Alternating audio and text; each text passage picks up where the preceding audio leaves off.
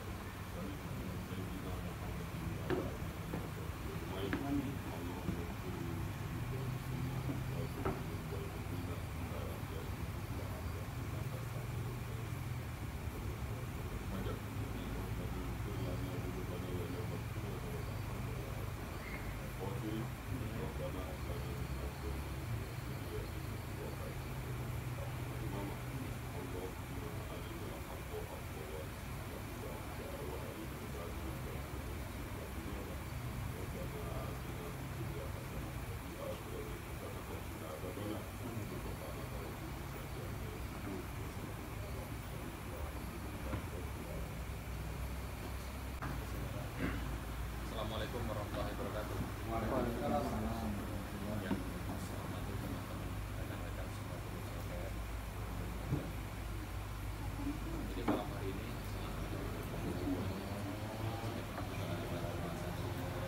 malam hari ini adalah rapat kerja sekaligus penyusunan program kerja untuk tahun 2023.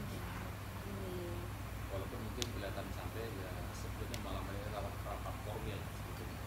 Cuma kenapa kita laksanakan malam? Teman-teman malam lebih banyak yang punya waktu ketimbang siang. Walaupun di malam hari ini ada beberapa orang rekan pengurus kita yang hadir, ada yang sakit dan ada yang kebetulan bekerja pada saat malam. Adapun yang mau kita bahas teman-teman adalah sebagaimana yang sama seperti tahun-tahun sebelumnya, kita menyusun program untuk 2023 yang akan diajukan ke pihak ketiga, yaitu perusahaan dalam developer dan pertamina. Ya sebetulnya LPM itu ada dua program di pemerintahan pun kita di Musrembang pun dilibatkan. Mungkin semua teman-teman pernah ingat kita pun pernah mengusulkan usulan kita di Musrembang tahun lalu ya. Ada usulan kita masuk di Musrembang yang larinya ke pemerintahan. Lalu yang kita bahas malam ini adalah yang larinya ke pihak ketiga, yaitu PT Brokol dan mitra kita. Nah, adapun nanti yang akan kita masukkan ke rencana usulan, nanti akan kita sepakati pada malam hari ini, sebagaimana yang disampaikan oleh para bidang-bidang yang ada, mungkin yang nanti dikoordinir oleh Wakil 1 dan Wakil 2 ya. Setelah finalisasi dan sudah kita sahkan, nanti akan kita bawa ke forum lebih besar, yaitu forum gabungan dengan LKD lainnya, yaitu para ketua RT, PKK, dan kelurahan. Karena mereka pun akan mengusulkan program-program juga. Jadi yang akan kita usulkan tidak hanya apa yang diusulkan oleh LPM, akan tetapi nanti akan digabungkan di rapat gabungan dengan lembaga kemasyarakatan lainnya nanti belum dibuka. Adapun waktunya belum ada informasi dari kelurahan. Informasinya mereka pun sementara menyusun juga, ibu PKK, para ketuanya pun sudah menyusun program masing-masing. Selain kita juga mereka membuat. Mungkin kita, karena kita ini cakupannya atau skupnya kelurahan, kita formilah membahasnya di tempat ini. Mungkin berapa kali kita rapat, nggak pernah kita bikin baliho kan, sekarang kita bikin pakai proyektor dan lain sebagainya untuk dokumentasi kita nanti. Nah sebetulnya yang poin penting teman-teman untuk program yang akan diusulkan oleh teman-teman itu nanti, yang itu nanti silakan dipaparkan dipresentasikan singkat padat saja ya kan. Yang lebih penting nanti saat pengajuan ke perusahaan itu wajib dilakukan satu per item itu proposal. Itu nanti harus disusun dari mukadimah, maksud dan tujuan, apa segala macam, asas manfaatnya itu nanti disusun. Nah mungkin tahun-tahun sebelumnya pun sama sebetulnya. Itu yang ini yang di layar yang dilihatkan Mbak Maya dalam program yang 2021 yang di Tanam Hijau itu yang diakomodir itu semuanya pakai proposal. Tahun lalu yang menyusun saya dan Mbak Maya sekretaris ya, menyusun proposalnya. Karena semuanya harus pakai proposal. Jadi harus ada penjelasan ke pihak perusahaan maksudnya dibuat ini apa, tujuannya apa, manfaatnya apa, dan siapa yang menjadi targetnya masyarakatnya gitu.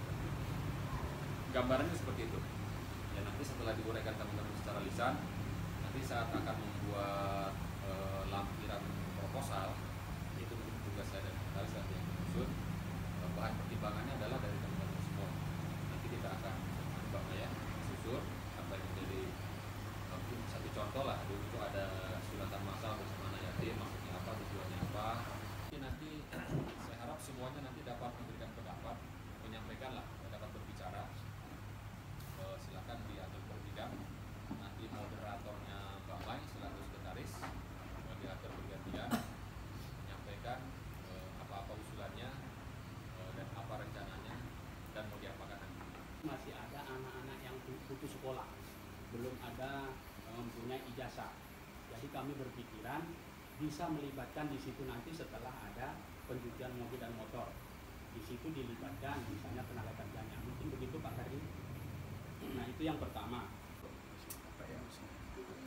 Pemikiran-pemikiran yang seperti ini sebenarnya saya sepakat sekali. Artinya untuk menaikkan tingkat perekonomian juga di masyarakat Gunung Panjang khususnya.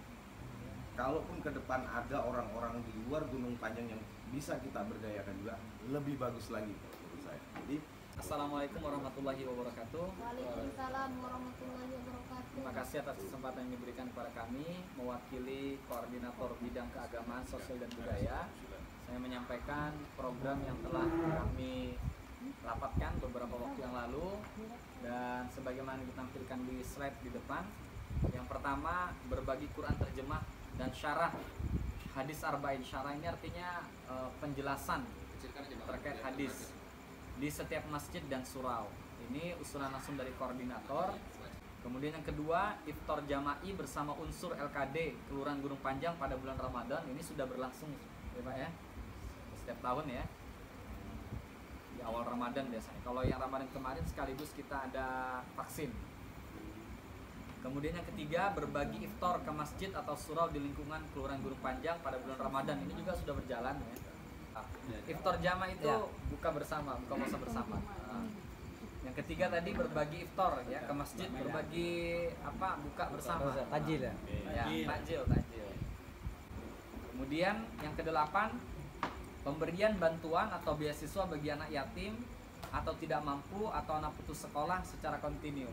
Jadi ini bentuknya anak-anak yang memang kurang mampu itu dapat tidak hanya di sekolah gratis karena memang di negeri gratis, tapi mungkin fasilitas seperti seragam, pemenuhan alat tulisnya, seperti itu memang dia dapat, atau bahkan mungkin dapat dana bulanan. Ya tentu kan anak tersebut juga jajan gitu kan. Nah, harapannya seperti itu. Jadi kita tidak berharap tidak ada lagi data di Kelurahan Gunung Panjang ini anak putus sekolah. Amin. Yang kesembilan, lomba cerdas cermat pengetahuan umum dengan tema pendidikan dan kebudayaan.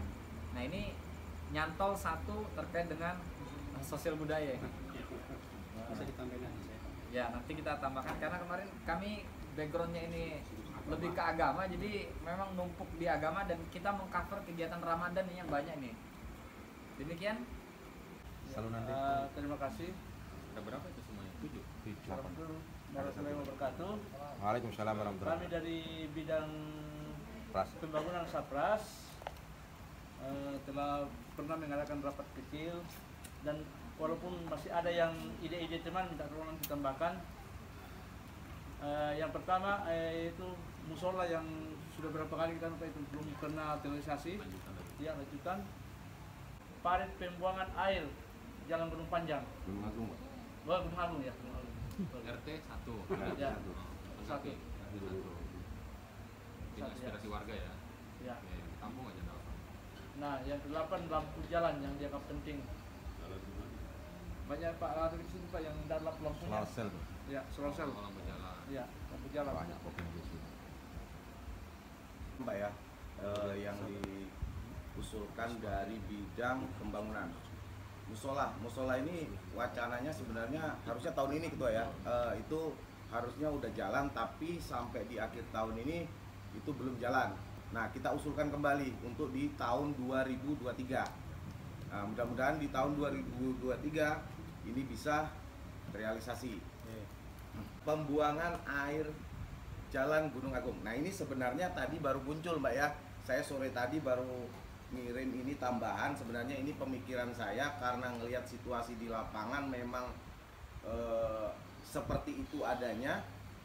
Parit itu ada tapi tidak ada pembuangan sampai ke sungai. Jadi jalanan itu sebenarnya tinggi tapi karena genangan airnya tinggi, jalanan itu terlihat rendah.